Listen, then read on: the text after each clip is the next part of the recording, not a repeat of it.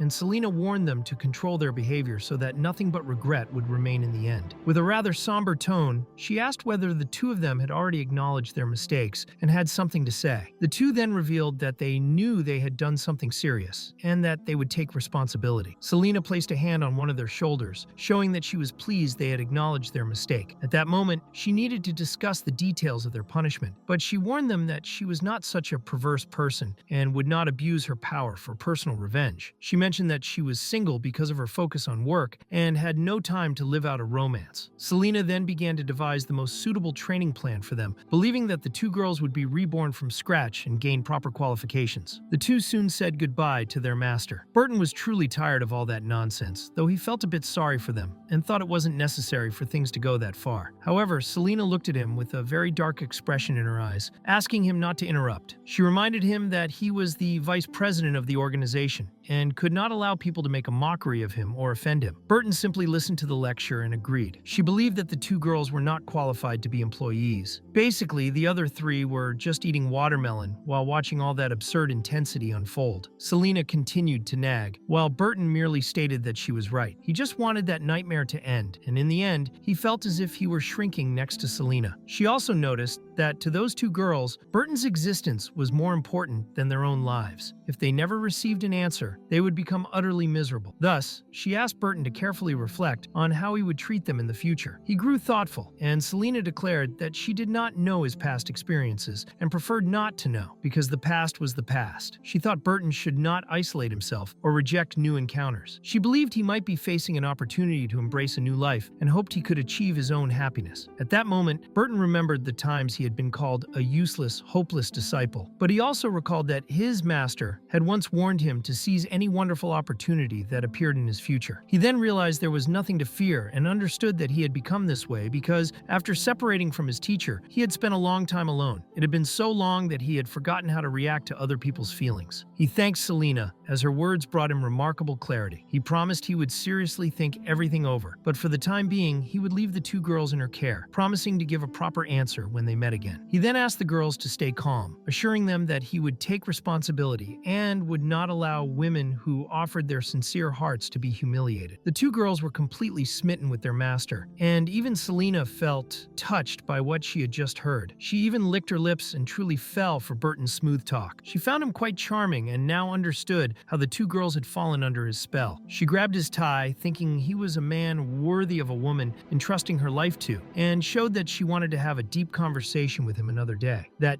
depth could clearly be seen. She asked Burton to keep his head held high and always feel confident, making it clear that he was handsome and breathtaking. She practically compared him to Brad Pitt, and with her cheeks flushed, attacking harder than Cristiano Ronaldo. She revealed that she wanted to get to know him better outside the professional sphere. Burton's eyes widened in shock. She then took her leave and informed Burton that when it came to serving, she was far superior to his two maidservants, showing that the chocolate was high quality. The maids were shocked by how aggressive Selena was. They found everything terribly unfair since they had arrived first. They began calling Selena despicable, hoping she wouldn't steal their master while they were away. The poor girls were already in the car and didn't want to be far from their master. Claude, Burton, Lua, and Vincent watched the three of them leave, and naturally, all three kept their eyes on Burton. Claude could see that things weren't easy for him, and Burton realized that he truly would have to make a decision. In the end, Burton thought that two people were already too much for him, so he wasn't sure he could handle three in the future. Claude was completely shocked at how the old man could say something like that so casually, while Lua and Vincent just watched. In any case, Lua was basically a child and didn't understand anything, and Vincent was an old virgin. The guy was long past his time. Burton soon grew confused by Claude, since Claude thought he should accept all the women who liked him, while Claude wanted the old man to stop, making it clear that it was very strange, because true love could only exist between two people. Claude showed himself to be quite naive and clueless about such shenanigans. Burton believed that having common sense was important, but among hunters, having multiple partners was not something strange, and age or race didn't matter. Claude was extremely frightened by everything he was hearing, but Burton revealed that he remembered his teacher giving a special lesson on the subject. She had slammed her hand against the wall and cornered him, demanding that Burton listen very carefully. His teacher had an extremely absurd cushion, and Burton was obviously hypnotized by the sheer size of those bombs. Clarifying that he was listening very attentively, his teacher then warned him that they lived an unhealthy life where everything around them could be an enemy. That was the life of a hunter, and they needed to cherish their limited lifespan. As a result, emotions among hunters tended to be extremely unrestrained and intense. So,